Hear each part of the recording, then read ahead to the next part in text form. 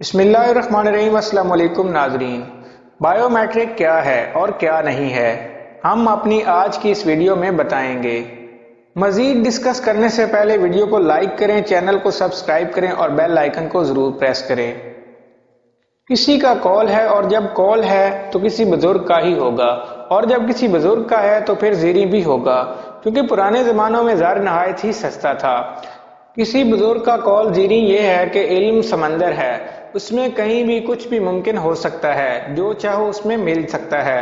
اس لیے اتنا عرصہ اس ناہنجار نابکار سربراہ مکار دنیا میں بغیر کسی جرم کے قید و مشقت گزارنے کے باوجود اب بھی ایسی بہت ساری چیزیں ہیں جو ہمارے سر کے اوپر سے گزر جاتی ہیں۔ مثلاً ہم نے میٹرک سنا تھا، انڈر میٹرک سنا تھا، بابو میٹرک سنا تھا، ناپ تول کا میٹرک یعنی اشاریہ نظام سنا تھا، لیکن یہ بائیو میٹرک نہیں سنا تھا، یا یوں کہیے کہ ان دونوں یعنی بائیو اور میٹرک کو یوں ایک ساتھ نہیں سنا تھا، دونوں کو الگ الگ دیکھتے اور سنتے آئے تھے۔ مثلاً بائیو کیمک سنا تھا، بائیو گیس سنا تھا، بائیوٹک سنا تھا، بائیوگرافی سے بھی واقف تھے، حتیٰ کہ بائیو کھاد اور بائیو آب کے بارے میں بھی سنا تھا، بلکہ ان سب کی مادر محترمہ بائیولوجی سے بھی کسی حد تک شناسائی تھی۔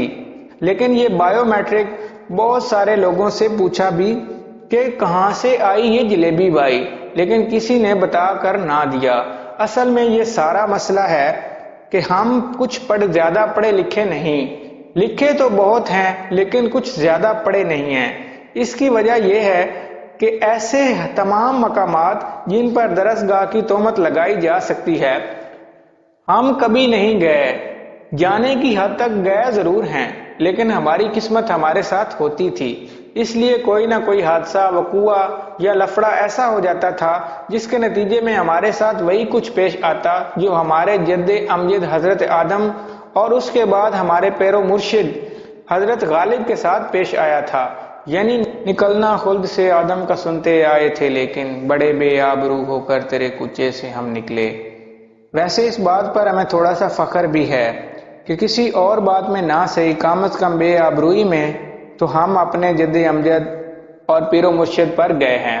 وہ مقامات جن پر درسگاہ ہونے کی تہمتیں لگی ہوئی تھیں یا لگائی جا سکتی تھیں، وہاں ہماری بے آبروئی کا تعلق اصل میں ستاروں سے ہے، کیونکہ ایسے مقامات پر جب بھی ہم جاتے کوئی نہ کوئی ایسی انہونی ہو جاتی جس کے نتیجے میں ہماری ان سے نہ نبھا پاتی اور ہم گھر لوٹ آتے۔ زیادہ تر اور شدید اختلافات درسی کتب لکھنے والوں سے ہوتے تھے، کیونکہ وہ اکثر ترکی زبان میں لکھے ہوتے اور ہم زبان یار من ترکی و من ترکی نامیدانم کہتے ہوئے نہایت ہی آبرو کے ساتھ وہاں سے نکل آتے۔ آبرو یعنی چہرے پر پانی تو جانتے ہی ہوں گے۔ چنانچہ ہمارا سارا تعلیمی عرصہ لگ بھگ 19 گھنٹے بنتا ہے، جو کل ملا کر 9 درسگاہوں پر تقسیم کیا جائے، سوائے ایک کے جہاں ہم نے پورے 9 گھنٹے گزارے تھے کیونکہ استاد چھٹی پر تھا۔ ظاہر ہے کہ اندری حالات ہمارا پڑھنے کا ریکارڈ تو نہ گفتہ بحد تک کمزور، بلکہ ہر چند کہیں کہ نہیں ہے، البتہ لکھنے میں ہم ہمیشہ ٹاپ کرتے تھے، کیونکہ اتنے تعلیمی عرصے میں ہم نے دیواروں پر اپنے دوستوں اور دشمنوں کے بارے میں اچھے خاصے تحریری کارنامے کیے اور مسلسل پریکٹس سے اتنی قابلیت باہم پہنچائی کہ اب وہی کام کاغذ پر بھی کر سکتے ہیں۔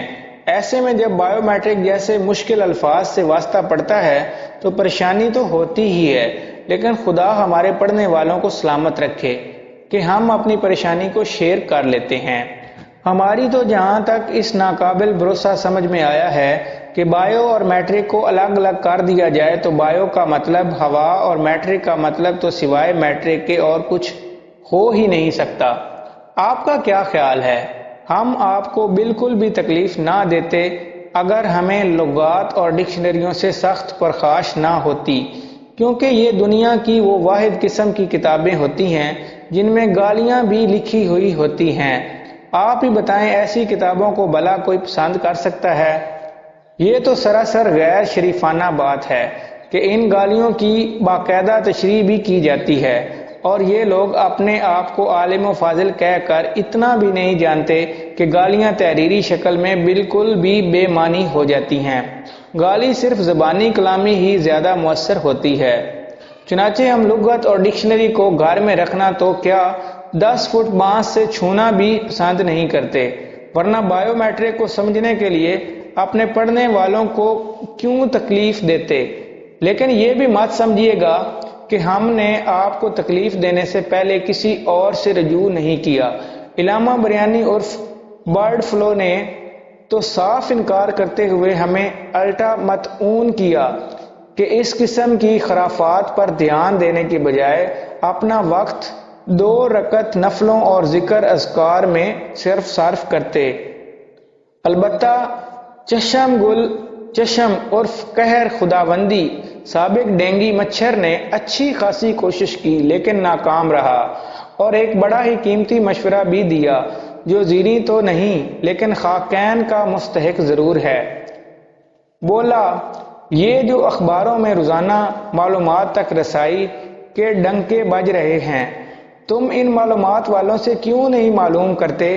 لیکن بیچارے کو یہ معلوم ہی نہیں تھا کہ وہاں تک پہنچنے کے لیے کسی رستم سے رجوع کرنا ہوگا جو ان ہفت خوانوں کو سر کر سکے، جو سرکاری اور معلومات دونوں کے گرد بنے ہوئے ہیں۔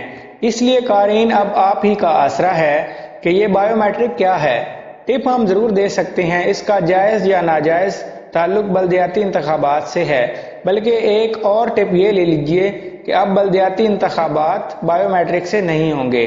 لیکن پھر بھی اگر بائیو میٹرک سے نہیں ہو رہے ہیں تو کیا نہیں ہوگا، کیونکہ یہ بھی آج تک پردہ راز میں ہے کہ انتخابات چاہے کسی قسم کے بھی ہوں، اس سے کیا ہوتا ہے اور کیا نہیں ہوتا۔ اگر آپ کو ہماری یہ ویڈیو اچھی لگے تو ہمارے چینل کو سبسکرائب کریں، ویڈیو کو لائک کریں، شیئر کریں۔ Thank you.